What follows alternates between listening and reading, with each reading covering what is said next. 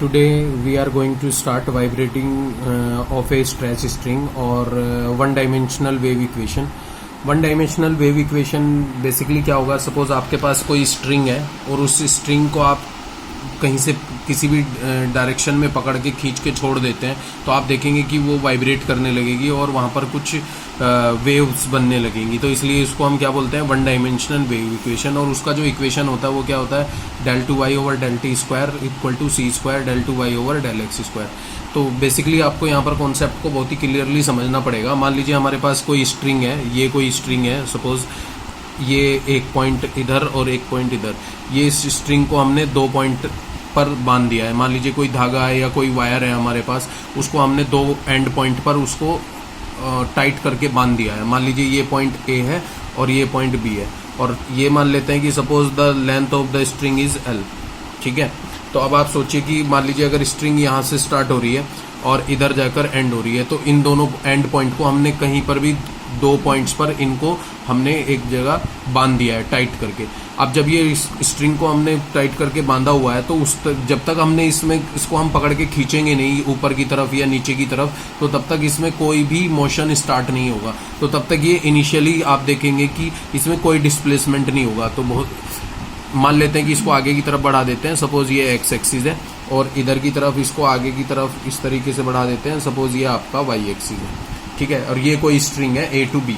अब इसको आप बहुत ही क्लियरली समझिए कि जब तक आप इस स्ट्रिंग को टच नहीं करते हैं तो तब तक इसमें कोई वाइब्रेशन नहीं होगा। तो इसका मतलब यहाँ पर मान लीजिए ये वाला पॉइंट आपका एक्स इक्वल टू जीरो वाला पॉइंट है, और क्योंकि स्ट्रिंग की लेंथ एल है, सपोज ये वाला पॉइंट आपका एक्स इक्वल टू एल है।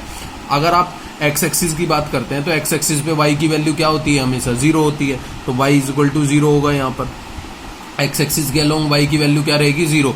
तो अब आप जरा इसकी बाउंड्री कंडीशन बनाने स्टार्ट कीजिए। बाउंड्री क्या है, ए पॉइंट और B point.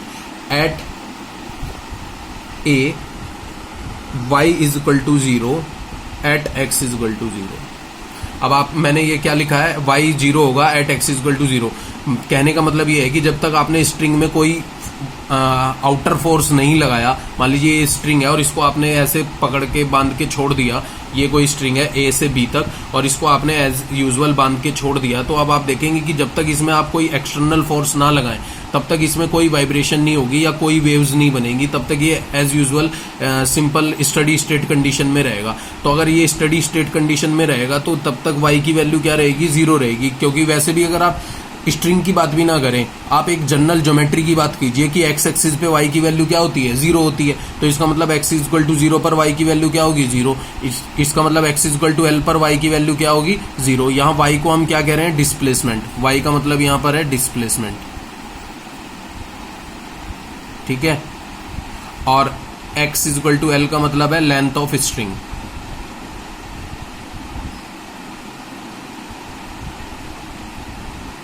Length of string, तो ये कोई लेंथ ऑफ स्ट्रिंग है।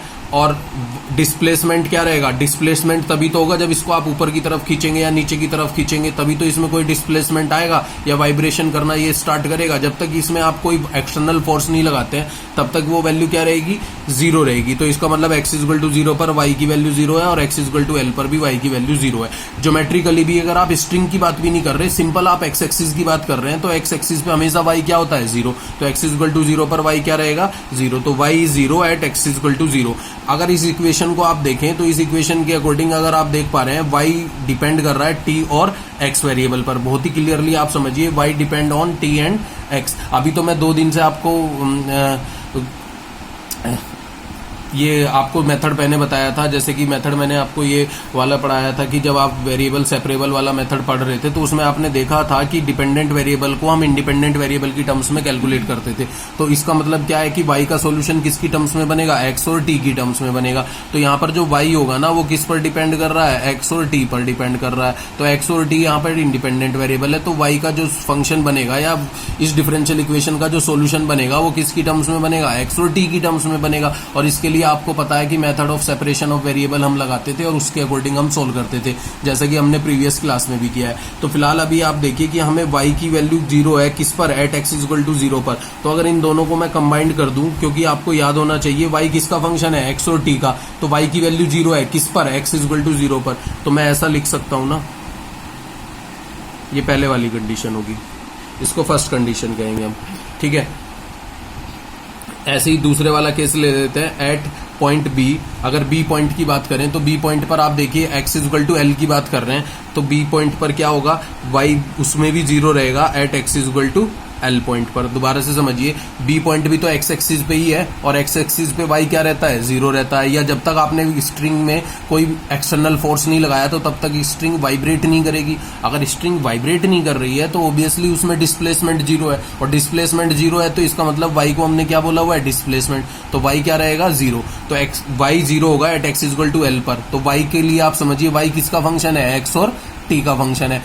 x इक्वल टू एल पर, यानी कि x इक्वल टू एल रख देंगे तो y की वैल्यू क्या हो जा रही है, 0। तो यहां से जो कंडीशन बनेगी वो बनेगी y l t is equal to 0।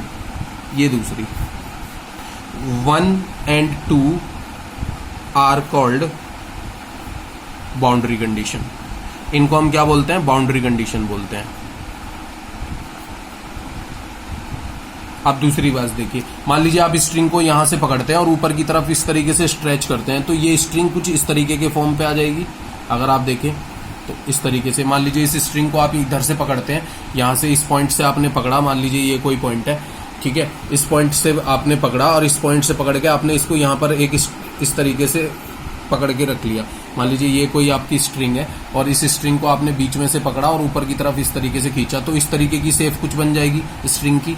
तो ये जो लेंथ है ना, इसको ही हम क्या बोलते हैं, डिस्प्लेसमेंट, यानी ये y है, ठीक है। और ये कर्व जो बन रहा होगा ये किस तरीके का बन रहा होगा, y equal to F x type का। मान लीजिए ये कर्व बन गया, ये कर्व कैसा बन गया, y equal to F x type का। तो जब आपने इसको इस पॉइंट पर यहाँ पर पकड़ा हुआ है स्ट्रिंग को, अब आप सोचिए कि कोई भी आप एक वायर लीजिए, तो वायर को आपने पहले सीधा पकड़ा हुआ था, जब आपने उसको बीच में 2 पॉइंट फिक्स कर दिए और बीच में से पकड़ के ऊपर की तरफ खींचा, मान लीजिए आप इस पॉइंट पर उसको पकड़कर रोक लेते हैं, तो जब तक आप उसे छोड़ेंगे नहीं तब तक उसमें कोई वाइब्रेशन स्टार्ट नहीं होगा। तो कोई भी वाइब्रेशन अगर स्टार्ट नहीं होता है तो तब तक आप उसको एज यूजुअल पकड़े हुए हैं, तो कोई वाइब्रेशन स्टार्ट नहीं हो रहा है। तो यहां पर आपने जब इसको पकड़ा हुआ है तो मान लेते हैं कि यहां पर जब आप छोड़ेंगे तभी से तो टाइम स्टार्ट होगा कि कितने टाइम तक वो वाइब्रेट करेगा।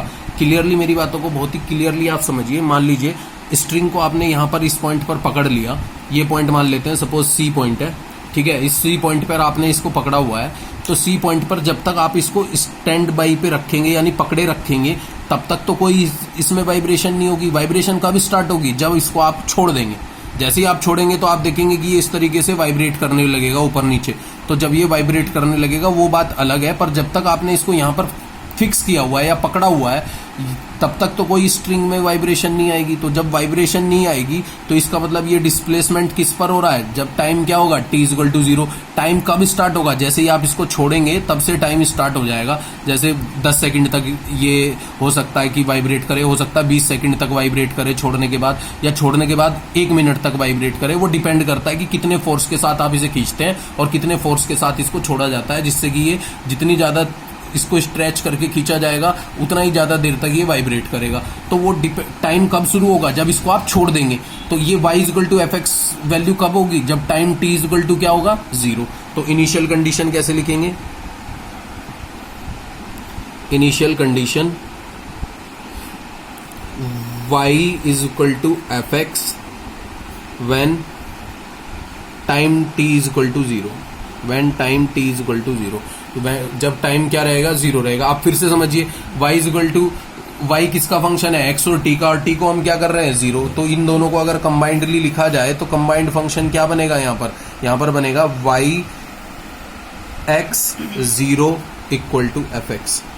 इसको हम थर्ड कंडीशन बोल देते हैं, this is called third condition, ठीक है। अब ऐसे ही चौथी कंडीशन देखिए, जब आपने इसको यहां पर पकड़ा हुआ है, फोकस किया हुआ है, तो इसमें कोई चेंजेस नहीं आ रहे क्योंकि अभी तो आपने पकड़ा हुआ है ना, अभी तक छोड़ा नहीं है। जब तक आप इसको यहां पर फिक्स करके रखोगे सी पॉइंट पे तब तक तो इसमें कोई वाइब्रेशन नहीं होगा। वाइब्रेशन नहीं होगा तो इसका मतलब वेलोसिटी क्या होगी, 0 होगी। वेलोसिटी का मतलब ये वाइब्रेट नहीं कर रही होगी, और वाइब्रेट नहीं कर रही होगी तो वेलोसिटी क्या होगी, 0। और वेलोसिटी को हम कैसे लिख सकते हैं, displacement with respect to time, यानी डिस्प्लेसमेंट क्या है, y, और t क्या है यहाँ पर, टाइम वेरिएबल। अगर आप समझ रहे हैं तो t यहाँ पर टाइम वेरिएबल है, t यहाँ पर टाइम वेरिएबल है, x यहाँ पर लेंथ ऑफ स्ट्रिंग है, y यहाँ पर डिस्प्लेसमेंट है। तो अब वेलोसिटी हम कैसे निकालते हैं, displacement with respect to time t। तो इसका मतलब क्या होगा चौथी condition, del Y over del t is equal to zero at T is equal to zero. T is equal to zero का मतलब इनिशियल टाइम, जब आपने अभी तक स्ट्रिंग को छोड़ा नहीं है, पकड़े हुए हैं, तो वो वैल्यू के इन दोनों को अगर कंबाइंड करके लिखा जाए, इन दोनों को कंबाइंड करके आप लिखेंगे तो कंबाइंड वैल्यू कुछ इस बनेगी, डेल वाई डेल टी, और y किसका फंक्शन होता है, x और t का, और t को क्या करना है, zero, that's equal to zero. इसको हम फोर्थ वाली कंडीशन बोलेंगे। इसको क्या सी कंडीशन बोलेंगे, 4। तो हमारे पास दो तो बाउंड्री कंडीशन है और दो ही हमारे पास इनिशियल कंडीशन है। ठीक है, आप ध्यान से इसको, जैसे बेटा ये आप देख पा रहे हो, ये पूरा एक स्ट्रिंग है।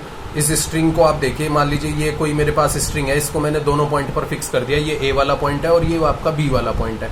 ए और बी पॉइंट को आप देखिए कि जो मेरा ये लेफ्ट वाला हैंड आपको नजर आ रहा होगा, ये सपोज ए पॉइंट है, और जो राइट वाला हैंड नजर आ रहा है ये बी पॉइंट है। तो जब तक आपने इसको इस तरीके से स्ट्रिंग को पकड़ा हुआ है तो यहाँ पर कोई मोशन नहीं हो रहा है। ये सिंपली, अभी आप देखिए, सपोज ये एक्स एक्सिस है, तो एक्स एक्सिस पे वाई क्या होगा, जीरो। तो मान लीजिए ये जो मेरा लेफ्ट वाला पॉइंट है, ये मान लीजिए एक्स इक्वल टू जीरो वाला पॉइंट है, और ये जो राइट वाला पॉइंट है या राइट वाला हैंड है, ये आपका एक्स इक्वल टू एल वाला पॉइंट है। तो इस स्ट्रिंग की लेंथ सपोज एल है, तो एक्स इक्वल टू जीरो पर भी वाई जीरो है और एक्स इक्वल टू एल पर भी वाई जीरो है। तो इसका मतलब दोनों ही केस में डिस्प्लेसमेंट क्या है, जीरो। तो मैंने जो बाउंड्री कंडीशन बना के लिखी है फर्स्ट और सेकंड, वो एक्स इक्वल टू जीरो पर और एक्स इक्वल टू एल पर वाई की वैल्यू क्या ले ली है, जीरो ले ली है। This is called boundary condition. मान लीजिए इसको मैं बीच में से पकड़ के ऐसे उठाता हूं, जैसे हमने इसको बीच में से पकड़ के उठाया, तो कुछ ये इस तरीके का कर्व बन जाएगा। मान लीजिए इसको मैंने बीच में से कहीं से पकड़ के उठाया, तो इस तरीके का कर्व बन के आ जाएगा। तो ये स्ट्रिंग कुछ इस तरीके के कर्व पे बन जाएगी। अब ये कर्व, मान लीजिए इसका जो पीक वाला टॉप वाला पॉइंट है, मान लेते हैं वो सी पॉइंट है। तो बेटा जब तक आपने इसको इस तरीके से यहाँ से पकड़ा हुआ होगा ऊपर की तरफ से सी पॉइंट से या टॉप वाले पॉइंट से, तो तब तक इसमें कोई वाइब्रेशन नहीं होगा। तो मान लीजिए कर्व की जो शेप बन रही है वो कैसी शेप बन रही है, y equal to F x type की। तो y equal to F x type की शेप बन रही है। तो y equal to F x कब होगा, जब time t equal to zero होगा, क्योंकि जैसे इसको मैं छोड़ दूंगा तो ये वाइब्रेट करना स्टार्ट कर देगा, और वाइब्रेट करेगा तो टाइम स्टार्ट हो जाएगा। तो जब तक मैंने इसको फिक्स किया हुआ है या पकड़ा हुआ है इस टॉप से, इस टॉप वाले पॉइंट से पकड़ा हुआ है, तो आप देखेंगे कि ये क्या होगा, तब तक ये वाइब्रेट नहीं करेगा। अगर ये वाइब्रेट नहीं कर रहा है तो इसका मतलब वहां पर y equal to F x type का कर्व बना होगा। मान लीजिए ये जो कर्व शेप आपको दिखाई दे रही है, या जो ये आपको सेमी सर्किल दिखाई दे रहा है, ये सेमी सर्किल क्या है, y equal to F x curve है। y equal to F x curve किस पर है, time t equal to zero पर। तो मैंने फर्स्ट इनिशियल कंडीशन क्या ली है, y equal to F x at time t equal to zero. अब आप सोचिए कि जब तक इसको आपने टाइम स्टार्ट नहीं किया या इसको छोड़ा नहीं, तो तब तक इसमें कोई वेलोसिटी भी नहीं होगी, क्योंकि ये वाइब्रेट कब करेगा, इस तरीके से वाइब्रेट करेगा। तो वाइब्रेट तभी तो करेगा जब इसको आप छोड़ देंगे। तो जब आपने इसको छोड़ा नहीं है तो ये एक फिक्स कंडीशन में रहेगा। तो वेलोसिटी क्या रहेगी, जीरो। और वेलोसिटी कैसे देते हैं हम, displacement with respect to time, यानी y डिस्प्लेसमेंट है और टाइम क्या है, t। तो del Y over del T zero रहेगा किस केस में, t इक्वल टू जीरो पर, यानी जब time t equal to zero रहेगा। जैसे ही आप इसे छोड़ेंगे तो टाइम स्टार्ट हो जाएगा, ये मोशन करने लगेगा। ठीक है, तो चौथी कंडीशन मैंने क्या बनाई है, del Y by del t is equal to zero at T is equal to zero. तो उसको से एक फोर्थ कंडीशन, तो पहले वाली जो दोनों ए और बी पॉइंट पे बनाई थी that is called boundary condition, और जो सेफ वाले कर्व पे बनाई है that is called initial condition at time t is equal to zero. तो किसी भी वाइब्रेटिंग स्ट्रिंग में 4 कंडीशन होंगी, 2 बाउंड्री कंडीशन और 2 आपकी इनिशियल कंडीशन। ठीक है, थैंक यू। तो सिमिलरली जो चीज मैंने आपको उस वायर पे दिखाने की कोशिश की, वही चीज यहाँ पर देखिए आप। ये कोई ए बी कोई स्ट्रिंग है जिसको हमने पकड़ा हुआ है, एक्स इक्वल टू जीरो पर वाई जीरो है और एक्स इक्वल टू एल पर भी वाई जीरो है। तो दोनों पर मैंने वाई को जीरो ले लिया, यानी वाई जीरो वाई जीरो किस पर, X equal to zero and X equal to L. तो this is called boundary condition. These two are the boundary condition. A boundary है और बी भी बाउंड्री है, तो this is called boundary condition. अब initially आपने यहाँ पर इसको स्ट्रेच करके पकड़ लिया। जब आपने इसको सी पॉइंट पे पकड़ लिया तो y equal to F x type का कर्व बन गया, यानी जिस पर मैं ये पेन घुमा रहा हूँ ये एक कर्व बन गया y equal to F x type का। तो y equal to F x type का ये कर्व बन गया। तो y equal to F x type का कर्व कब बना है, जब टाइम t क्या है, जीरो। तो मैंने वही लिखा है y equal to F x when t equal to zero. इन दोनों को मिला के क्या बनता है, y किसका फंक्शन है, x और t का। क्योंकि अगर आप डिफरेंशियल इक्वेशन देखें वन डायमेंशन वेव इक्वेशन की, तो y depend on x and t। तो y जो सोल्यूशन बनेगा वो किसकी टर्म्स में बनेगा, x और t की। तो y equal to F x है कब, जब t इक्वल टू जीरो है। तो मैंने वही किया है, y x t, t equal to zero equal to F x. तो y की वैल्यू एफ एक्स हो गई किस पर, t इक्वल टू जीरो पर। अब दूसरी कंडीशन क्या थी, चौथी, कि जब आप सी पर हो तो उस केस में आपने इसको पकड़ा हुआ है, तब तक आपने इसको छोड़ा नहीं है, तो इसमें कोई वेलोसिटी नहीं होगी, यानी ये मूव नहीं करेगा ऊपर नीचे। मूव नहीं कर रहा है तो वेलोसिटी क्या होगी, जीरो। और वेलोसिटी कैसे लिखते हैं, displacement with respect to time T. तो del Y by del T zero होगा किस पर, at T is equal to zero पर। और वाई किसका फंक्शन है, एक्स और टी का, और टी क्या है यहाँ पर, जीरो। तो del Y by del t x zero is equal to zero. ये चौथी कंडीशन बन गई। तो टोटल हमारे पास 4 कंडीशन आ गई। These two are called boundary condition and these two are called initial, these two are called boundary condition and these two are called initial condition. तो ये 4 कंडीशन होंगी। तो किसी भी वाइब्रेटिंग स्ट्रिंग को सॉल्व करने के लिए हमें इन 4 कंडीशन को अप्लाई करना पड़ेगा। अब हम क्या करते हैं, किसी भी वेव इक्वेशन का सॉल्यूशन ले लेते हैं। 1 डायमेंशन वेव इक्वेशन का ये जो इक्वेशन है, इसका पहले सॉल्यूशन बनाते हैं और उनमें ये चारों कंडीशन अप्लाई करते हैं। दोबारा से क्लियरली समझिए कॉन्सेप्ट को। पहले इस डिफरेंशियल इक्वेशन या पार्शियल डिफरेंशियल इक्वेशन का सॉल्यूशन लिखा जाएगा। उस सॉल्यूशन को सॉल्यूशन की हेल्प से क्या करेंगे, जो भी सॉल्यूशन बनेगा, वाई एक्स टी सॉल्यूशन बनेगा, उसमें एक ये टर्म्स लगाएंगे, एक ये कंडीशन लगाएंगे, दूसरी ये कंडीशन लगाएंगे, तीसरी ये कंडीशन लगाएंगे और चौथी ये कंडीशन लगाएंगे। चारों कंडीशन लगाने के बाद जो सॉल्यूशन बनेगा that is called the solution of 1 dimensional wave equation. इस तरीके से होगा। तो there are 4 condition, 2 boundaries and 2 initial condition and this is a partial differential equation या 1 डायमेंशन वेव इक्वेशन। ठीक है, तो solution of 1 dimension wave equation start करते हैं। यहां से स्टार्ट करते हैं। Solution of 1 dimension wave equation. Solution of 1 dimension wave equation. जरा इसको देखिए आप, solution of 1 dimension wave equation कैसे लिखेंगे। मान लीजिए इक्वेशन है del two y over del t square is equal to c square del two y over del x square. इसको इक्वेशन 1 मान लीजिए। और इक्वेशन 1 का सॉल्यूशन, या अब आप वेरिएशन सेपरेशन वेरिएबल पर आ जाइए, method of separation of variable. तो वहां पर हम क्या करते थे कि पहले इसका एक सॉल्यूशन लेट करते थे और फिर उसकी वैल्यू कैलकुलेट करते थे। तो वैसा ही कुछ करते हैं यहाँ पर। Let y is equal to x into t, equation number 2 be the solution of first. और ध्यान रखिए x जो होगा वो x का फंक्शन होगा, स्मॉल x का। t जो होगा वो स्मॉल t का फंक्शन होगा। और y जो होगा वो 2 वेरिएबल का फंक्शन होगा, x और t का। ये कुछ कंडीशंस हम बना के लिखते हैं। तो अब आप इसको समझ सकते हैं कि x is a function of x यानी single variable, t is a function of t यानी सिंगल वेरिएबल, और y is a function of x and t यानी 2 वेरिएबल का। तो जो 2 वेरिएबल का होता है उसका डिफरेंशिएशन पार्शियल होता है, और जो 1 वेरिएबल का होता है उसका डिफरेंशिएशन कैसा होता था, ऑर्डिनरी टाइप का। तो हम सॉल्यूशन से स्टार्ट करते हैं। जैसे हमें रिक्वायरमेंट होगी del two y over del t square की, और दूसरी रिक्वायरमेंट क्या होगी, del two y over del x square की। तो वहीं से स्टार्ट करते हैं। तो लेट कीजिए, देखिए y इज इक्वल टू हमने क्या माना हुआ है, x इंटू टी।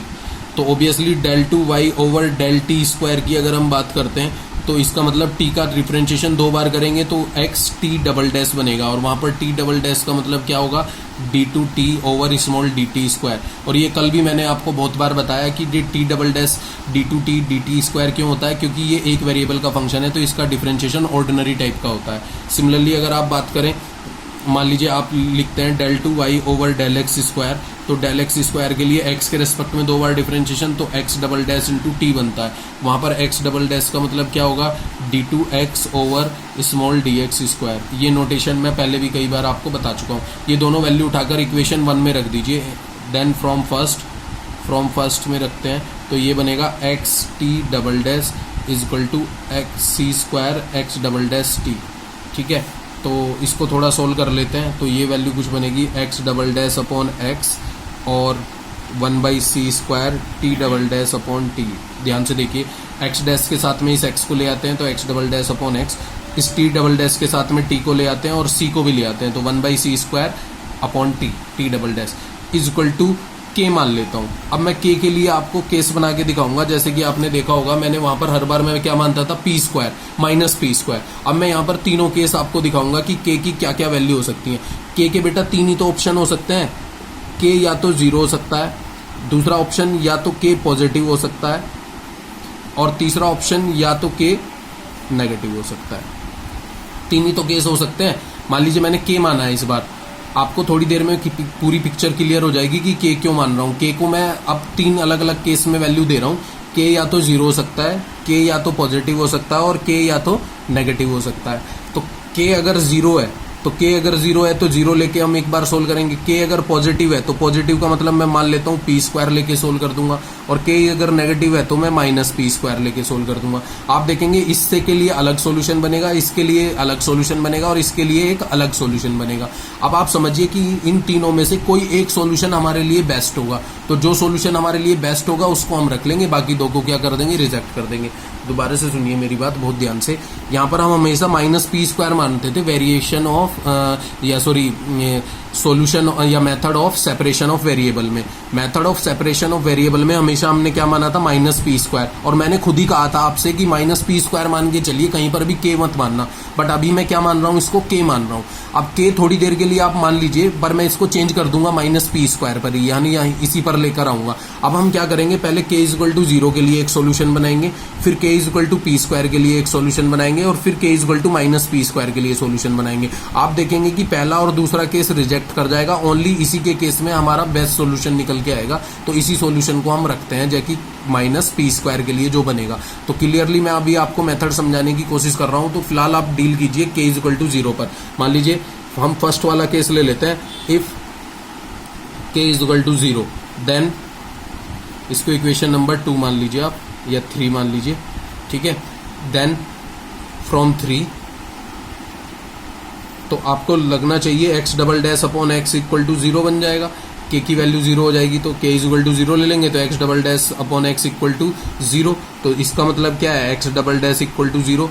इस एक्स डबल डैश क्या होता है, एक्स डबल डैश होता है आपका d2x ओवर dx स्क्वायर। तो इसका मतलब इसको दो बार इंटीग्रेट करना पड़ेगा। तो पहली बार जब आप इंटीग्रेट करेंगे एक्स डैश, तो एक बार इंटीग्रेशन करेंगे, मान लीजिए आप एक बार इंटीग्रेशन करते हैं, इसको एक्स डबल डैश dx करते हैं आप, तो इधर भी आप एक बार जीरो को इंटीग्रेट करेंगे, प्लस ए कॉन्स्टेंट c1 लेंगे, तो ये क्या बनेगा आपका, बनेगा सपोज ये बनता है आपका,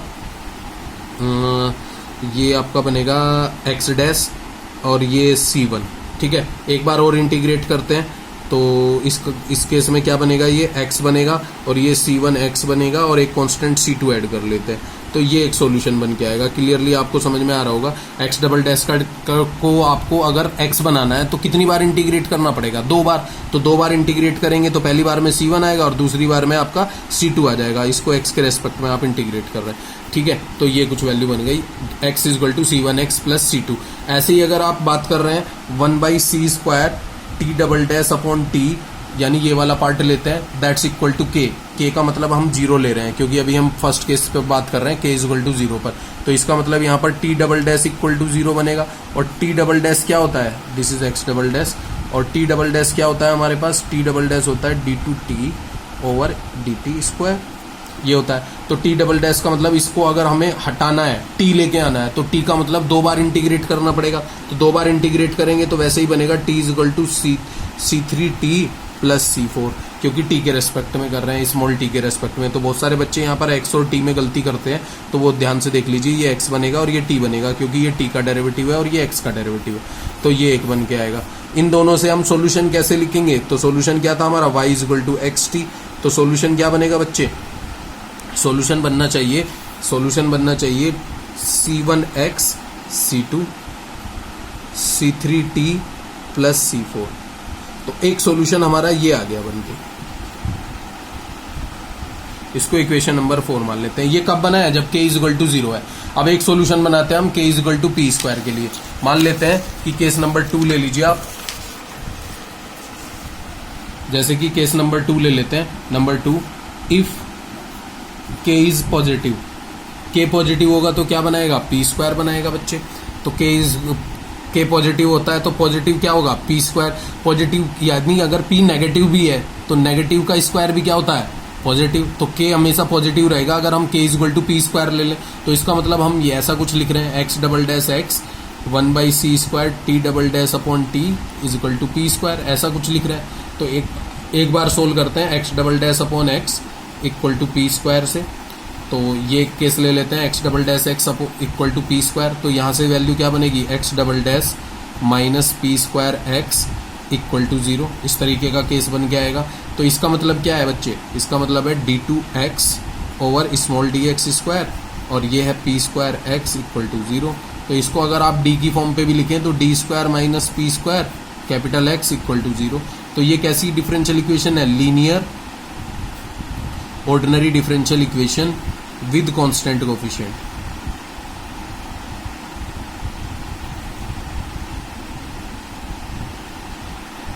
तो इस तरीके की इक्वेशन को सोल्व करने के लिए हम क्या करते थे? d equal to m put करते थे और x इक्वल टू 1 पुट करते थे। तो उसका मतलब ये d equal to m put करते थे तो put d equal to m, तो ये बनता था m square minus P square equal to 0। ये इसको क्या बोलते थे हम? Auxiliary equation. ये मैथ्स 2 का पार्ट है, इंजीनियरिंग मैथ्स 2, ठीक है। वहां पर आप d equal to m put करके ऑक्सिलरी इक्वेशन बनाते थे तो m की वैल्यू आ जाएगी प्लस माइनस p। तो आप CF क्या लिखेंगे? CF लिखेंगे C1 e to the power p x plus C2 e to the power minus p x, ऐसे ही तो लिखते थे। और पर्टिकुलर इंटीग्रल क्या हो जाएगा यहाँ पर? 0, क्योंकि राइट हैंड साइड वाली वैल्यू क्या है? 0 है। तो पर्टिकुलर इंटीग्रल 0 रहेगा तो x का सॉल्यूशन क्या लिखा जाएगा? CF plus PI। तो x वाला सॉल्यूशन बन गया आपका C1 e to the power p x plus C2 e to the power minus p x. तो एक सॉल्यूशन x का ये बन के आ गया। अब x ये बना है, अब इसमें x निकला है पी स्क्वायर के लिए। अब t by T double dash by T use करके भी आपको पी स्क्वायर के लिए सॉल्यूशन बनाना है। तो दूसरा केस ले लेते हैं, t double dash upon t 1 by C square equal to P square, ऐसा कुछ ले लेते हैं। तो ध्यान से देखिए अब क्या बनेगी value? t double dash minus सी स्क्वायर पी स्क्वायर टी, ये कुछ वैल्यू बनेगी। तो इसका मतलब क्या है? इसका मतलब है d two t over small d t square c square P square t equal to 0। तो अगर इसकी भी बात की जाए तो ये कैसे डिफरेंशियल इक्वेशन है? Linear ordinary differential equation with constant coefficient.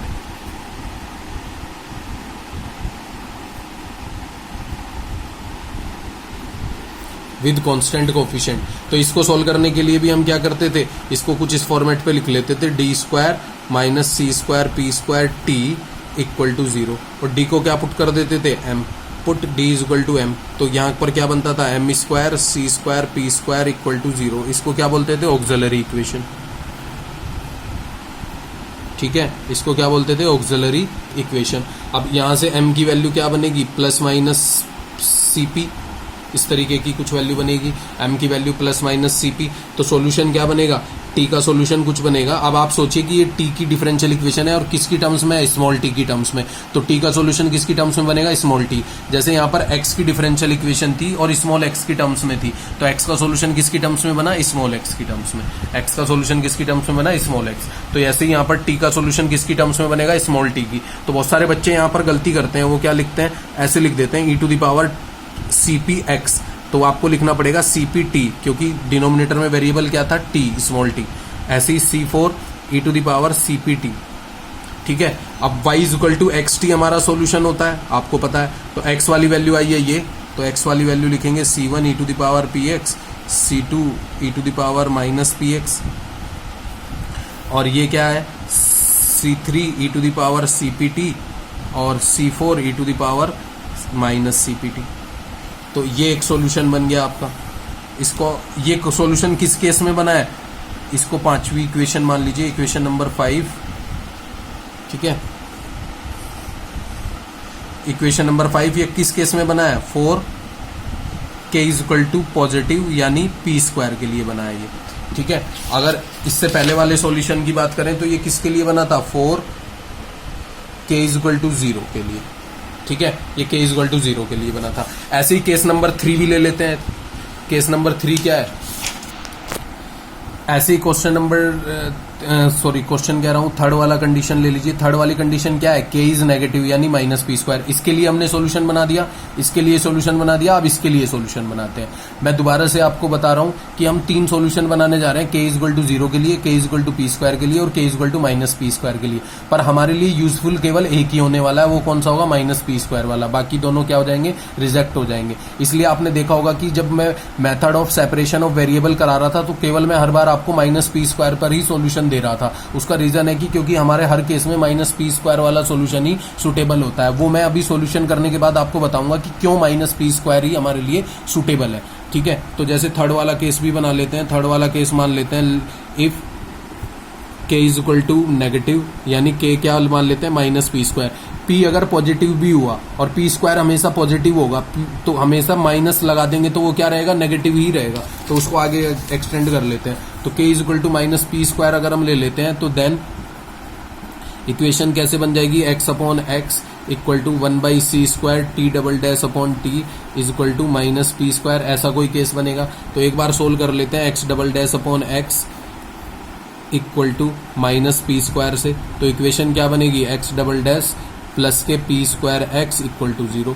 तो अब अगर आपको याद आ रहा है तो ये फिर से वही इक्वेशन है, बट इस बार साइन कैसा है, प्लस हो गया माइनस के बदले। बाकी चेंजेस कुछ नहीं है, पिछले वाले में माइनस था, इस बार क्या आ गया, प्लस आ गया। तो ये भी कैसी इक्वेशन है, linear ordinary differential equation with constant coefficient.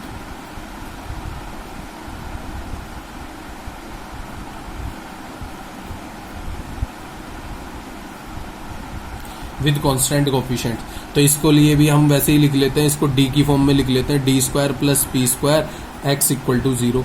और put d equal to m करते हैं हम, तो d equal to m put करते हैं तो यहां से बनती है m square plus p square equal to 0। तो इसको क्या बोलते हैं हम, ऑक्सिलरी इक्वेशन। जैसे कि मैं हर बार आपको बता रहा हूं, ये आप भी जानते हैं, ऑलरेडी मैथ्स 2 में आपने पढ़ा है। तो m की वैल्यू आ जाएगी इस बार प्लस माइनस पी आई। पिछली बार से इस बार चेंज क्या होगा, इमेजनरी वैल्यू आएंगी क्योंकि प्लस साइन है, और प्लस साइन का मतलब m is equal to minus P square बनेगा, और अंडर रूट लेंगे तो प्लस माइनस पी आयोटा बनेगा। तो इस केस में सी एफ चेंज हो जाता है। सी एफ क्या होता था, e to the power 0x c1 cos px plus c2 sin px।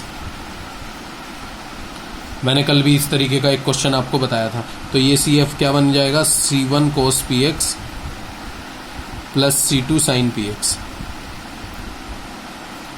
ठीक है, अब इसका पर्टिकुलर इंटीग्रल क्या रहेगा, पर्टिकुलर इंटीग्रल तो 0 ही रहेगा क्योंकि राइट साइड वाली वैल्यू 0 है, तो पर्टिकुलर इंटीग्रल 0 रहेगा। तो x का सोल्यूशन क्या लिखेंगे, C F plus P I. ठीक है, और ये भी चीज आप बार बार ध्यान में रखेंगे कि x का सोल्यूशन स्मॉल x की टर्म्स में बनना है, तो इसलिए मैंने x की टर्म्स में लिखा है। ठीक है, तो C F plus P I, तो x is equal to c1 cos px plus c2 sin px। ये कुछ बना x के लिए।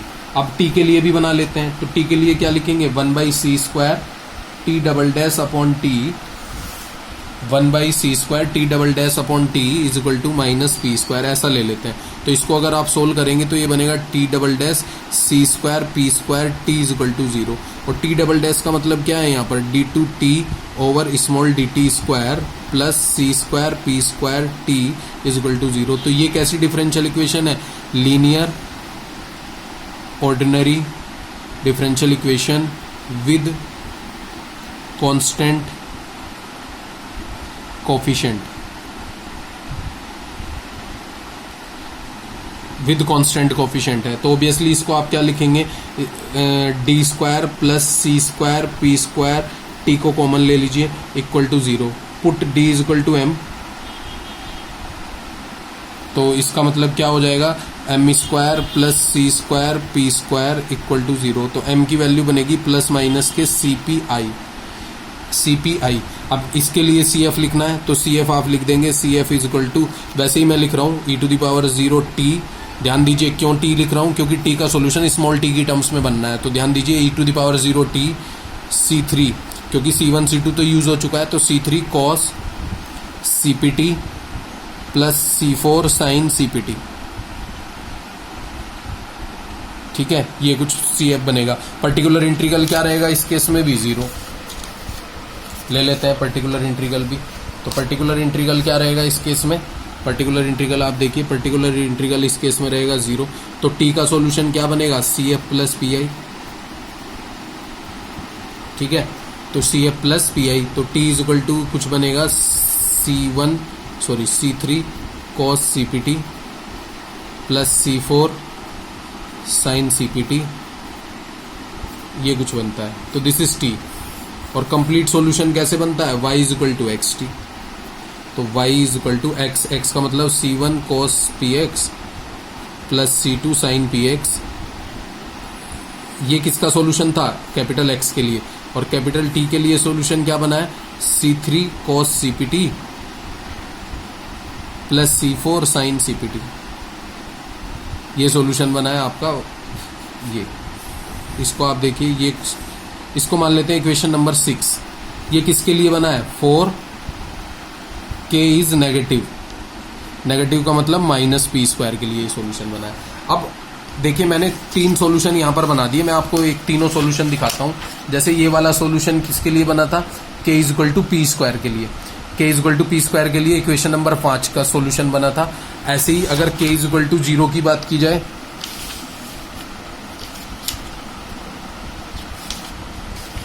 k इज इक्वल टू 0 की बात की जाए तो k इज इक्वल टू 0 के लिए देखिए ये सॉल्यूशन बनाया था, k इज इक्वल टू 0 के लिए बना था। तो equation 4 k is equal to 0, equation 5 4k is equal to p² और equation 6 4k is equal to -p²। अब या तो सॉल्यूशन 4 होगा या 5th होगा या 6th होगा, तीनों तो होने से रहे, या तो आइदर 4 होगा, आइदर 5th होगा और आइदर 6th होगा। यानी कि या तो इक्वेशन नंबर 4 होगा यहाँ पर, या तो इक्वेशन नंबर 4 होगा, इसको इस तरीके से देखिए, या तो इक्वेशन नंबर 4 होगा या इक्वेशन नंबर 5 होगा या इक्वेशन नंबर 6 होगा, कोई एक सॉल्यूशन होगा। 3 तो सॉल्यूशन होने से रहे, किसी डिफरेंशियल इक्वेशन के 3 सॉल्यूशन थोड़े ही ना बनेंगे, कोई एक ही सॉल्यूशन होगा। तो एक सॉल्यूशन के कैसे हम चूज करेंगे कि हम k इज इक्वल टू 0 लें, k is equal to p² लें या k is equal to -p² लें, उसके लिए मैं आपको यहाँ पर पूरा डिटेल में बता देता हूँ। जैसे कि आप यहाँ पर देखेंगे मैं क्या लिख रहा हूँ, उसको बहुत ध्यान से आप समझिए, यही सबसे इंपॉर्टेंट है। सिंस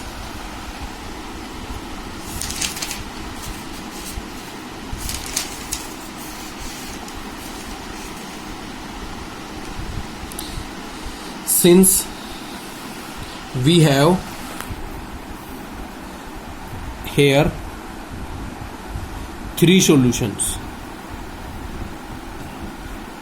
जैसे इक्वेशन नंबर 4, 5 एंड 6, हमारे पास 3 सॉल्यूशन है, ठीक है। बट ओनली 1 सॉल्यूशन सूट यानी सुटेबल होगा या सूट करेगा for the physical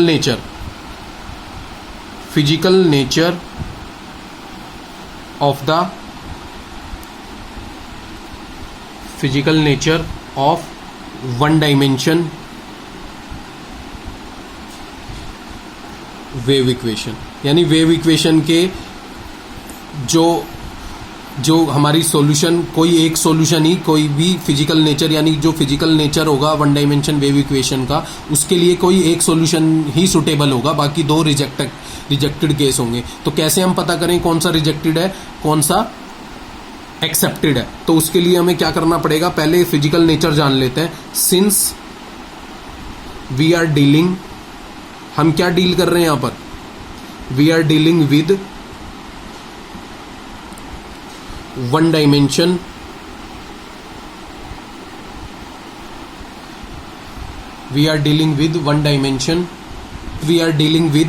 since we are dealing with 1 dimension wave equation, क्या हम यहाँ पर किसको सोल्व कर रहे हैं? 1 डायमेंशन वेव इक्वेशन को सोल्व कर रहे हैं। और हमें भी पता है कि जितने भी वेव इक्वेशन होते हैं वो हमेशा पीरियोडिक होते हैं, क्योंकि आपने देखा होगा वेव जो बनती है ना वो हर पीरियड में सेम टाइप से रिपीट होती हैं। अगर मान लीजिए आप स्ट्रिंग को खींचकर छोड़ते हैं तो वो सेम टाइप से रिपीट करेगी, हर एक इंटरवल के बाद वो सेम पोजीशन पर होती है, तो वो पीरियोडिक होती है। और इलेक्ट्रॉनिक्स के बच्चे तो इसको बहुत ही अच्छे से समझ सकते हैं। इलेक्ट्रॉनिक्स के बच्चे तो आप समझ सकते हैं कि हर एक पीरियड के बाद वो सेम तरीके से वाइब्रेट करेगी। तो आप समझिए कि 1 डायमेंशन वेव इक्वेशन को हम डील कर रहे हैं। तो और वी नो दैट, हमें पता है waves are always periodic. Waves कैसे होते हैं? ऑलवेज पीरियोडिक होते हैं। एंड या ऐसे लिखिए, and we also know that the trigonometric function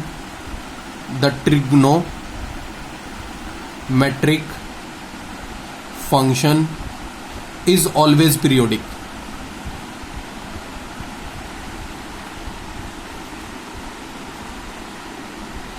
is always periodic.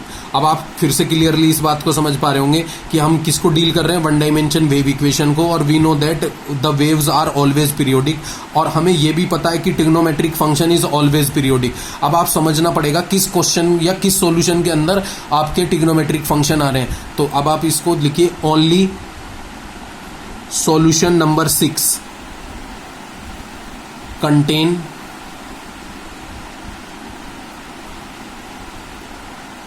the trigonometric functions। केवल solution number 6 contains the trigonometric function, it means only solution number 6 suitable for one dimension wave equation और string problem.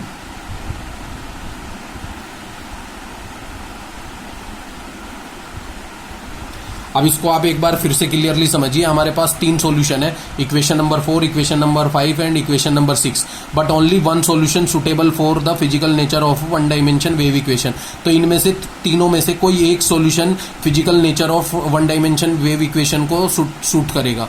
अब आप सोचिए कि since we are dealing with one dimension wave equation, क्योंकि हम one dimension wave equation को deal कर रहे हैं, ठीक है, तो we know that wave is always periodic. जो वेव होते हैं वो हमेशा कैसे होते हैं, पीरियोडिक होते हैं। And we also know that the trigonometric function is always periodic. जो ट्रिग्नोमेट्रिक फंक्शन होते हैं वो भी हमेशा क्या होते हैं, पीरियोडिक होते हैं। अगर आप देखें तो केवल सोल्यूशन नंबर 6 जो है ना, वही ट्रिग्नोमेट्रिक फंक्शन रख रहा है। जैसे साइन कोस वाले फंक्शन क्या होते हैं, पीरियोडिक होते हैं। साइन कोस वाले फंक्शन हमेशा पीरियोडिक है, और वो किस में आ रहे हैं, सोल्यूशन नंबर 6 में। वो किसके लिए बना है, k is equal to negative यानी -p² के लिए। तो यहां पर मैंने वही लिखा है, only solution number 6 contain the trigonometric function, it means the solution number 6 is suitable for the dimension for the one dimension wave equation or the string problems। तो इसका मतलब क्या है, we reject solution number 4 and 5। ठीक है, हम क्या करेंगे, सॉल्यूशन नंबर 4 और 5 को क्या कर देंगे, रिजेक्ट। तो complete solution, so the complete solution of equation 1 या one dimension wave equation yxt कैसे लिखा जाएगा, c1 cos px plus c2 sin px, c3 cos cpt plus c4 sin cpt।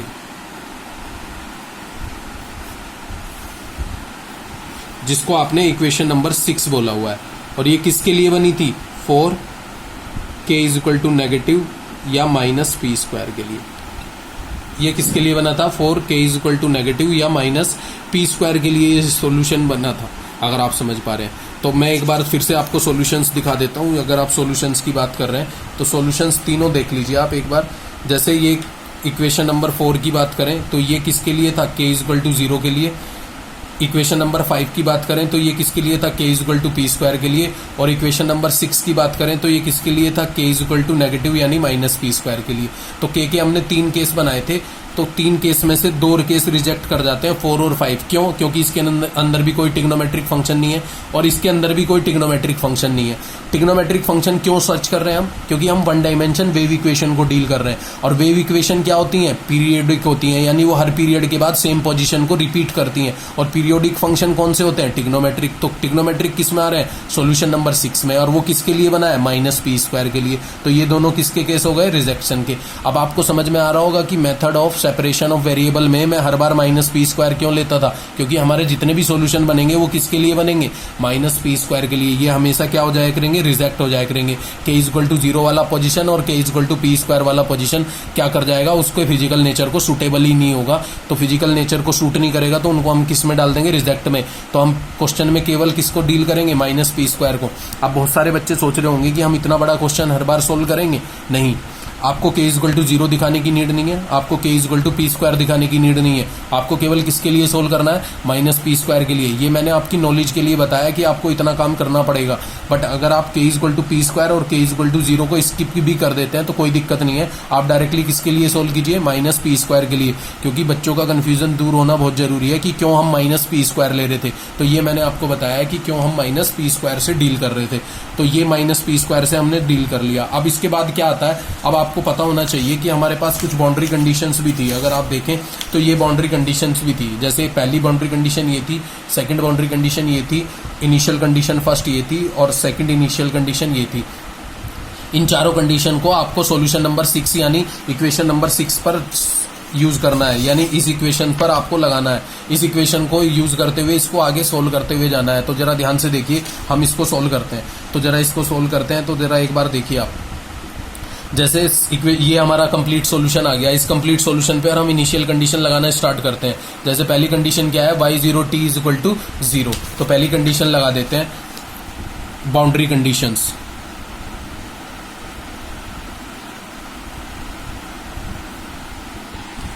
जैसे बाउंड्री कंडीशन से हम स्टार्ट कर रहे हैं, तो पहली बाउंड्री कंडीशन क्या थी बच्चे, पहली बाउंड्री कंडीशन थी y0 t is equal to 0, ये बाउंड्री कंडीशन बनी थी, आपको भी याद होगा। तो पहली बाउंड्री कंडीशन अप्लाई करते हैं, अप्लाई ऑन सॉल्यूशन 6, जो हमने 6th वाली इक्वेशन बनाई थी, तो y0 t लिखते हैं। तो इसका मतलब क्या है, x इक्वल टू 0 करना पड़ेगा, तो कैसे लिखेंगे, c1 cos 0 plus c2 sin 0 और c3 cos cpt plus c4 sin cpt। अब ये कैसे आप समझ पा रहे हैं, ये एक कंप्लीट सॉल्यूशन था, c1 cos px, c2 sin px, c3 cos cpt और c4 sin cpt। अब ये तो t के फंक्शन है, हमें किसको जीरो करना है, x को। तो अगर हम cos px को जीरो करेंगे तो cos 0 बनेगा, और sin px को जीरो करेंगे तो sin 0 बनेगा। sin 0 तो हमेशा 0 ही होता है, तो ये तो पूरी तरह से 0 हो जाएगा, तो c1 इंटू 1 बनेगा, cos 0 की वैल्यू 1, और ये पूरी तरह से 0 हो गया। और ये क्या बना, c3 cos cpt plus c4 sin cpt, ये कुछ बना। अब देखिए हमारे पास ये क्या वैल्यू है, y0 t क्या है, 0 है, c1 c3 cos cpt plus c4 sin cpt, ये कुछ बन के आया। तो अब हमारे पास ऑप्शन क्या है, या तो हम इसे 0 कर सकते हैं या इस ब्रैकेट वाली वैल्यू को 0 कर सकते हैं। अब आप सोचिए कि अगर आपने ब्रैकेट वाली वैल्यू 0 कर दी, तो इधर आ जाइए आप, ब्रैकेट वाली वैल्यू 0 करने का मतलब है ये एक सॉल्यूशन है, सॉल्यूशन नंबर 6, ये कुछ लिखा हुआ है माइनस पी स्क्वायर के लिए।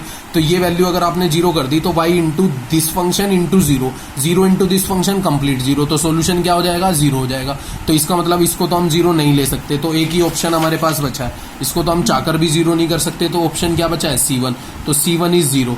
इसको किस में रख दीजिए, इक्वेशन 6 में। इक्वेशन 6 में अगर c1 को 0 कर देंगे, तो इक्वेशन 6 देखिए, अगर c1 को 0 करते हैं तो केवल ये पार्ट 0 होगा, फिर भी उसके बाद भी हमारे पास ये कुछ सॉल्यूशन बचा रह जाएगा, तो हम इसी सॉल्यूशन को आगे लिख लेते हैं। c1 को 0 करने का मतलब है ये पार्ट क्या हो जाता है, 0। तो आगे इसको लिखते हैं, फ्रॉम 6, तो yxt क्या बनेगा बच्चे, yxt कुछ बनेगा इस बार c2 sin px, क्योंकि c1 तो 0 हो गया, c3 cos cpt plus c4 sin cpt, equation number 7 मान लेते हैं। अब जो नया सॉल्यूशन है ना, अब वो इक्वेशन नंबर 7 है, यानी अब जो भी काम होगा वो 6 पे नहीं होगा, अब 7 पे होगा, क्योंकि 6 का तो हमने c1 0 कर दिया। अब नया सॉल्यूशन क्या बन के आ गया है, नया solution, this is new solution.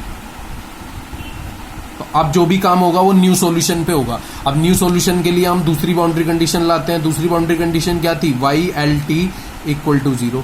दूसरी बाउंड्री कंडीशन आप देख सकते हैं वो क्या थी, YLT इज इक्वल टू 0। दूसरी बाउंड्री कंडीशन दिखा देता हूं, YLT इज इक्वल टू 0। तो बेटा YLT कैसे बनेगा, x को क्या पुट करना पड़ेगा, L। तो जरा इक्वेशन 7 में अप्लाई ऑन 7, अप्लाई ऑन 7, तो YLT C2 sin PL, x को क्या रख रहे हैं हम, PL रख रहे हैं, x को क्या रख रहे हैं, L रख रहे हैं, तो sin P, x को क्या रखना है, L रखना है, तो sin L sin PL C3 cos CPT plus C4 sin CPT, ये कुछ बना दिया हमने। अब आप सोचिए कि ये वैल्यू क्या है, 0, तो 0 is equal to C2 sin PL C3 cos CPT plus C4 sin CPT। अब आप सोचिए कि हम इसको जीरो कर सकते हैं, इसको जीरो कर सकते हैं और इसको जीरो कर सकते हैं।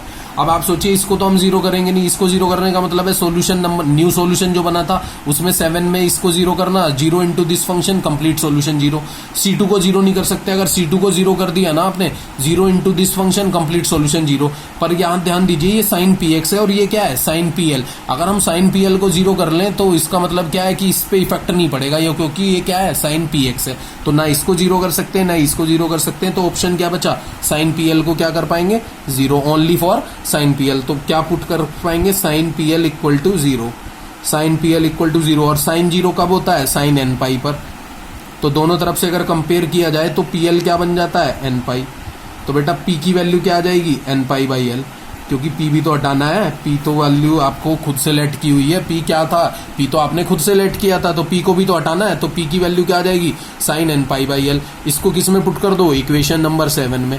तो yxt जो नया सॉल्यूशन बनेगा वो क्या बनेगा, yxt is equal to C2 sine, P को क्या रखना है, n pi by L into x, C3 cos CPT, P को क्या रखना है, n पाई बाई L, तो cos n pi CT by L plus C4 sine n pi CT by L, P को L रख दिया। अब ये क्या आ गया, नया सॉल्यूशन आ गया, इक्वेशन नंबर 8 मान लेते हैं। तो ये कौन सा है, अब न्यू सॉल्यूशन है। तो अब इसका मतलब क्या है, जो भी काम होगा वो इक्वेशन नंबर 8 पे होगा, 7 का काम खत्म हो गया। अब कहां पर काम होगा, पूरा जो भी काम होगा वो इक्वेशन नंबर 8 पर होगा। तो इक्वेशन नंबर 8 को सोल्व करना है। तो इक्वेशन नंबर 8 के लिए आप देखिए जरा,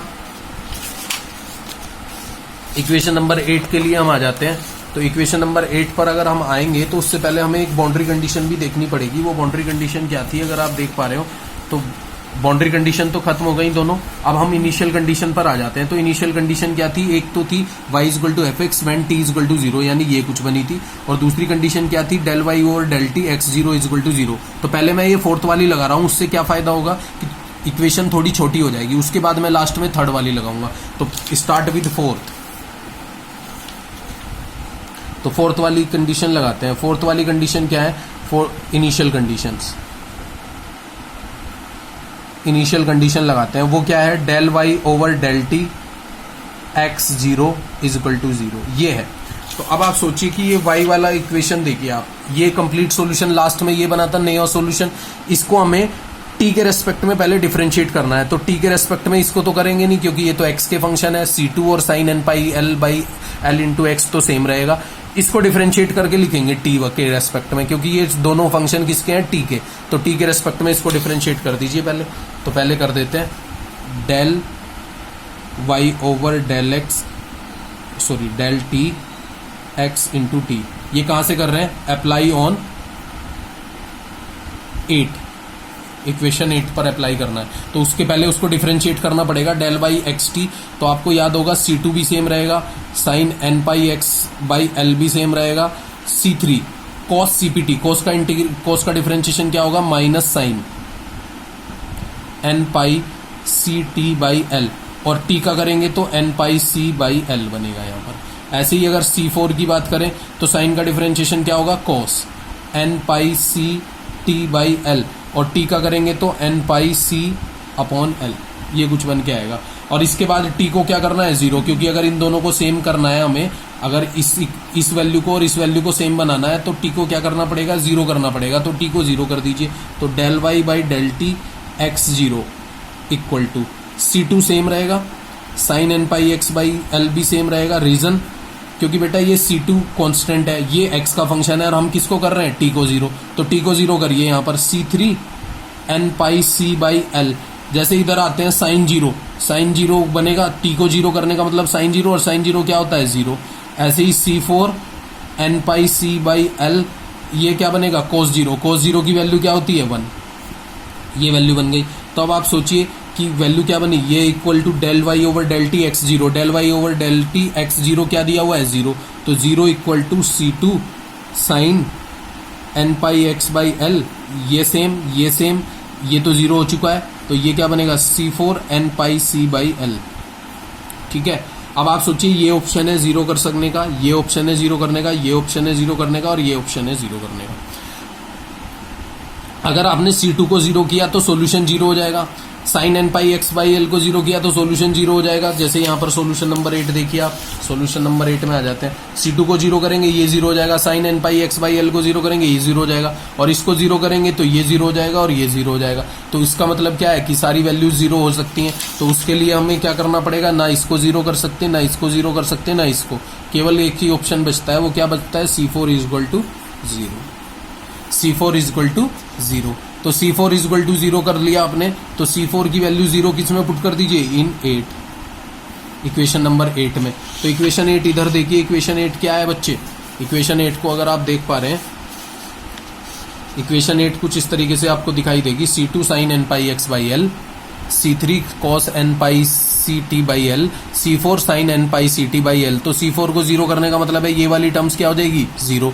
उसके बाद भी ये दो टर्म्स बची रहेंगी। तो आगे लिखते हैं, तो क्या बनेगा, वाई एक्स टी। क्वेश्चन बड़ा जरूर है बट आएगा पेपर में जरूर, sine N pi X by L, C3 cos N pi C T by L, ये बनेगा। तो C2 C3 को एक साथ ले लीजिए, C2 C3 sine N pi X by L और cos N pi C T by L. इसको मान लीजिए Bn, sine N pi X by L cos N pi C T by L Y X T. ये कुछ बन के आ गया। अब इसको देखिए, इसमें भी जनरल सॉल्यूशन बनाने के लिए फॉर मोर जनरल सॉल्यूशन, आपको पता होगा कल भी मैंने आपको बताया था, more general solution, more general solution के लिए हम इसको Bn को भी क्या मान लेते थे, यहाँ हमने क्या लेट किया है, C2 C3 is equal to Bn माना है हमने, ठीक है। और इस Bn को भी हम क्या मान लेंगे, समेशन। तो Y X T summation n equal to 1 to infinite Bn sine N pi X by L, बहुत ही इंपॉर्टेंट क्वेश्चन है, N pi C T by L. तो ये एक सॉल्यूशन बन के आया, इसको मान लीजिए इक्वेशन नंबर 9।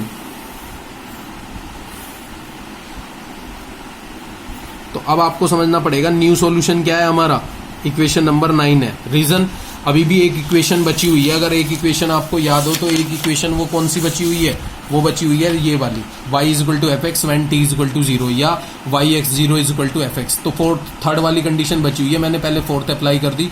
उससे हमें फायदा क्या हुआ कि C4 जीरो हो गया। C4 जीरो होने से इसका मतलब क्या हुआ कि थोड़ा क्वेश्चन छोटा हो गया, तो सॉल्यूशन थोड़ा छोटा हो गया। तो इसको आगे अप्लाई करते हैं। नाउ थर्ड इनिशियल कंडीशन, वो क्या है, Y X zero is equal to F X function of X, apply on 8 on 9।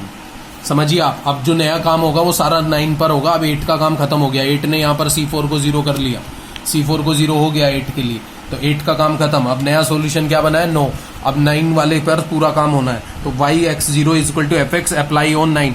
तो वाई एक्स जीरो कब अप्लाई हो सकता है, जब हम टी को क्या कर दें, जीरो कर दें। अगर आप देखें तो टी को क्या कर दें, इसके अंदर जीरो कर दें। तो Y X zero is equal to summation N equal to 1 to infinite Bn sine N pi X by L.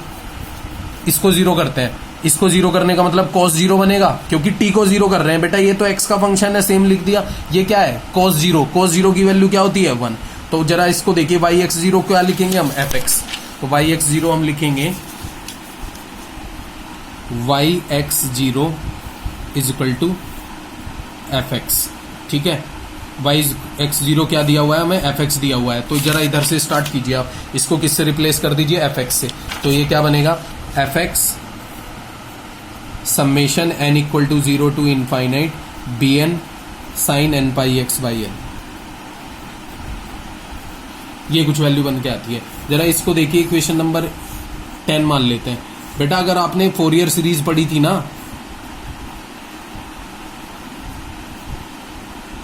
Fourier series, तो उसमें आपने देखा होगा इस तरीके की जब इक्वेशन लिखी जाती थी उसको हम क्या बोलते थे, half range Fourier sine series.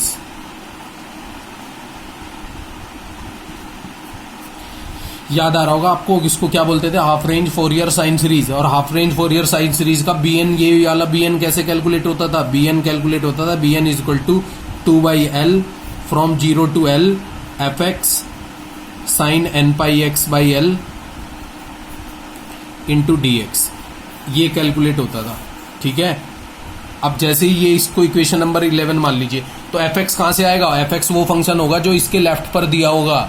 जो भी फंक्शन एफ एक्स वहां पर दिया जाएगा क्वेश्चन के अंदर, तो क्वेश्चन के अंदर एफ एक्स फंक्शन दिया जाएगा, उसको यहां डालेंगे, साइन के साथ में उसको इंटीग्रेट करेंगे तो बी एन निकल के आएगा। और इस बी एन की वैल्यू कहां पुट कर देंगे, इस इक्वेशन नंबर 9 में, तो ये कंप्लीट सॉल्यूशन बनेगा।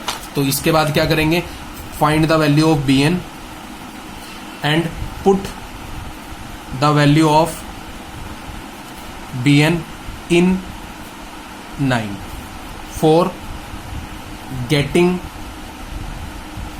the complete solution of del 2y over del t square equal to c square del 2y over del x square, या one dimension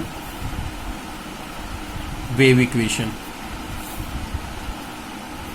one dimension wave equation, इसको क्या बोलेंगे हम, वन डायमेंशन वेव इक्वेशन। अब आप समझिए कि जैसे ये half range Fourier sine series है, अगर आपको ये चीज समझ में नहीं आ रही है कि ये B N sine N pi X by L को हाफ रेंज क्यों बोल रहे हैं, तो आप अपना मैथ्स 2 का चैप्टर उठाइए और उसमें half range Fourier sine series देख लीजिए। वहां पर क्या बनता था, F X equal to summation N equal to, ये था 1 से एन इक्वल टू 1 से infinite B N sine N pi X by L. और इस बी एन की वैल्यू के लिए फॉर्मूला क्या होता था, 2/L 0 to L F X sine N pi X by L. और एफ एक्स कौन सा फंक्शन होता था, जो यहाँ पर लेफ्ट पर दिया होता था, मान लीजिए यहाँ पर दिया होता था सपोज एक्स स्क्वायर, तो क्या लिखेंगे, X square sine N pi X by L into D X. और यहाँ से सोल्यूशन करने के बाद क्या बनेगा, बी एन बनेगा। और उस बी एन की वैल्यू को कहाँ पुट कर देंगे, इस सोल्यूशन में, क्योंकि यहाँ पर इक्वेशन नंबर 9 ही हमारा न्यू सोल्यूशन था, तो न्यू सोल्यूशन से ये कुछ बनेगा। और बी एन पुट करने पर जो कंप्लीट सोल्यूशन बनेगा वो किसका होगा, del 2y over del t square c square del 2y over del x square, जिसको हम क्या बोलते हैं, वन डायमेंशन वेव इक्वेशन या स्ट्रिंग प्रॉब्लम।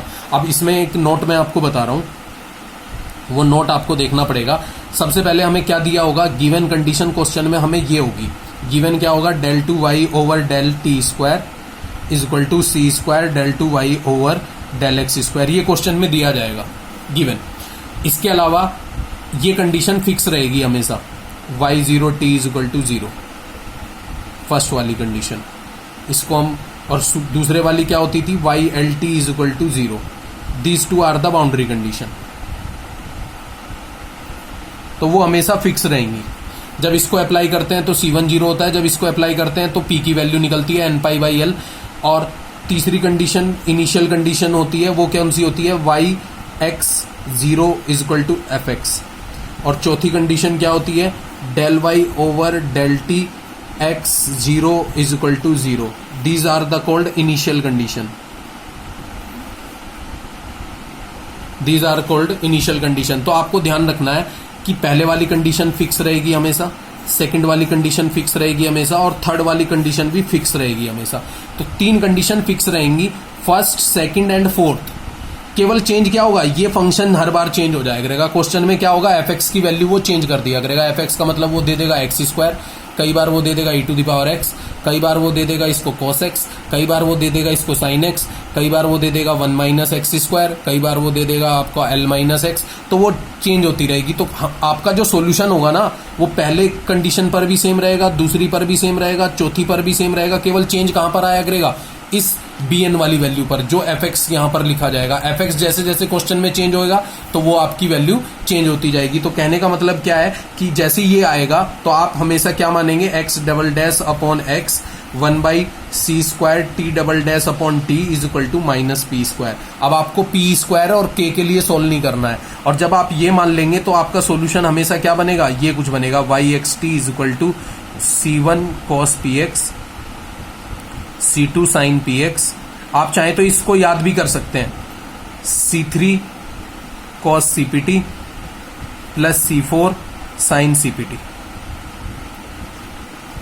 इक्वेशन नंबर 6 ये किसके लिए बनता है, k is equal to minus P square के लिए, फॉर दिस। ठीक है। अब देखिए क्लियरली आपको ये बात अब समझ में आ रही होगी कि ये आपको गिवन होगा, ये 3 कंडीशन आपकी हमेशा फिक्स रहेंगी, ना ये कभी चेंज होगी, ना ये कभी चेंज होगी, ना ये कभी चेंज होगी। हो सकता है एल चेंज हो जाए, एल का मतलब वो कह देगा 10 मीटर, तो एल की वैल्यू क्या हो जाएगी 10, तो y0t equal to 0, y10t equal to 0 and del y over del T x0 equal to 0। तो ये तीनों आपकी फिक्स रहेंगी बॉक्स वाली, फर्स्ट सेकंड थर्ड का मतलब फोर्थ वाली। और ये केवल चेंज होगी, इसमें भी क्या चेंजेस हुआ करेगा, हर बार ये एफ एक्स फंक्शन चेंज हो जाया करेगा। तो आपका सॉल्यूशन क्वेश्चन इक्वेशन 6 पर जब आप ये पहली लगाएंगे वो भी हर बार सेम बनेगा, ये लगाएंगे तब भी सेम बनेगा, ये लगाएंगे तब भी सेम बनेगा, केवल चेंज कहाँ होगा इस लास्ट वाले स्टेप पे। तो अगर आप इस सॉल्यूशन को याद भी कर लें k equal to minus P square के लिए तो कोई दिक्कत नहीं है। हर बार क्या कीजिए, इसके लिए आप ये सॉल्यूशन लिखिए और 1 2 3 ये कंडीशन अप्लाई करना स्टार्ट कर दीजिए। तो जब ये आप इस तरीके से सॉल्व करेंगे तो कंप्लीट सॉल्यूशन बनेगा। वैसे क्वेश्चन बहुत बड़ा है, इसका प्रूफ कई बार पेपर में पूछा गया है। वो कहता है कि solve the 1 dimension wave equation, बस इतना कह के छोड़ देता है। तो उसने कोई क्वेश्चन तो दिया नहीं, तो इसका मतलब 1 डायमेंशन वेव इक्वेशन के लिए 4 कंडीशन माननी है और सॉल्यूशन बना के आपको लिखना है। इस तरीके से कंप्लीट सॉल्यूशन बनेगा। ठीक है, इससे रिलेटेड क्वेश्चन ले लेते हैं, क्वेश्चन को आगे वाली वीडियो में डिस्कस करेंगे। Thank you.